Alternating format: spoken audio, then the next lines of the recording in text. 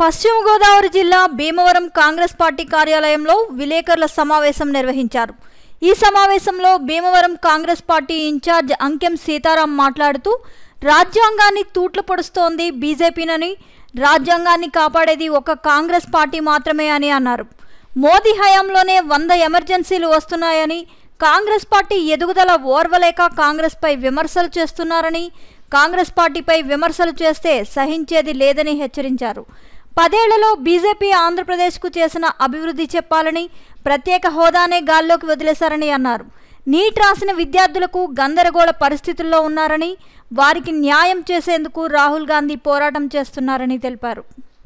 ఈ రోజున మా భీమవరం కాంగ్రెస్ పార్టీ కార్యాలయంలో నిన్న కొంతమంది మన బీజేపీ నాయకులు కాంగ్రెస్ పార్టీ ఎదుగుదల ఓరం లేక, కాంగ్రెస్ పార్టీపై ఏమీ లేక, ఏ బురద చల్లలేక 10 సంవత్సరాల్లో ఉన్న బీజేపీ ఏం చేయలేక ఆంధ్రప్రదేశ్కి ఒక ప్రత్యేక హోదా కానీ అందువల్ల ఏం చేయలేక గత ఎప్పుడో జరిగిన ఒక 50 సంవత్సరాల క్రితం జరిగిన ఎమర్జెన్సీ కోసం మాట్లాడుతున్నారు. ఇప్పుడు జరిగిన ప్రజెంటు రాహుల్ గాంధీ గారు, ఇండియా కూటమి అందరూ కలిపి పార్లమెంట్లో సుమారు 25 లక్షల మంది నీటు పరీక్ష రాసి అందరూ కూడా ఎంతో గందరగోళంలో ఉన్నారో దానికోసం మనం సభలో మాట్లాడదామని చెప్పి రాహుల్ గాంధీ గారు, ఇండియా కూటమి మొత్తం భారతదేశ ప్రజలందరూ కూడా నీటు రాసిన విద్యార్థుల కోసం ఏం మాట్లాడతారో ఎదురు చూస్తుంటే, ఎప్పుడూ గతంలో జరిగిన ఇందిరాగాంధీ గారు అలా చేశారని చెప్పి బీజేపీ నాయకులు కాంగ్రెస్ పార్టీ ఎదుగుదల ఓరవలేకే కాంగ్రెస్ పార్టీపై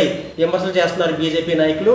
ఇందిరాగాంధీ గారు ఎమర్జెన్సీ తర్వాత ఎలక్షన్లో అతి భారీ మెజార్టీతోటి సుమారు 414 సీట్లతోటి కాంగ్రెస్ పార్టీ గెలిచి ఆయన ఇందిరాగాంధీ గారు రాజ్యభరణాలు రద్దు చేసి మన బ్యాంకులన్నీ కూడా జాతీయం చేసి భారతదేశం ఈరోజు ఇంత అభివృద్ధిలో ఉందంటే దానికి కారణం మన ఇందిరాగాంధీ గారు. పాకిస్తాన్తో యుద్ధం గెలిచిన తర్వాత మన బీజేపీ నాయకు మన వాజ్పేయి గారు, మాజీ ప్రధాని వాజ్పేయి గారే మన ఇందిరాగాంధీ ఒక దుర్గాదేవిగా ఆయన పార్లమెంట్లోనే కొలిచారు. అలాంటి ఇందిరాగాంధీ మీద ఈ బీజేపీ నాయకులు లేనిపోని నిందలు వేసి కాంగ్రెస్ పార్టీ ఎదుగుదల ఇవ్వలేక ఈ రోజున కాంగ్రెస్ పార్టీ నిందలేస్తున్నారు.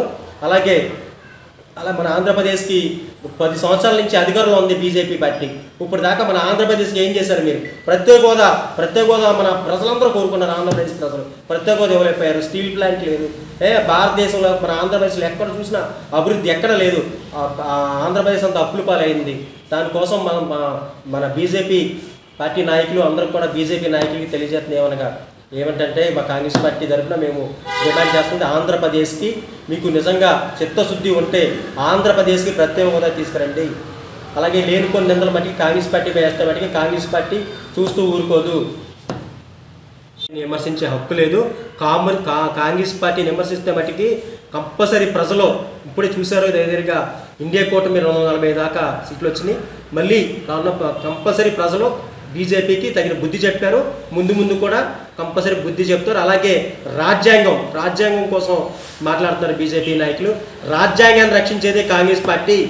రాజ్యాంగాన్ని బీజేపీ తూట్లు పొడిచి రాజ్యాంగాన్ని ఇష్టానుసారంగా చేస్తుంది. అలాంటి రాజ్యాంగాన్ని కాపాడాలని చెప్పి ఇండియా కూటమి అభ్యర్థులందరూ కూడా ప్రమాణంలో వాళ్ళ చేతితోటి రాజ్యాంగాన్ని పెట్టుకుని ప్రమాణం చేశారు. అందరూ కూడా రాజ్యాంగాన్ని రక్షించేది ఏకైక పార్టీ కాంగ్రెస్ పార్టీ. ప్రజలందరూ పక్షాన ఎస్సీ ఎస్టీ బీసీ మైనార్టీలు అందరూ పక్షాన ఉండే ఏకైక పార్టీ కాంగ్రెస్ పార్టీ.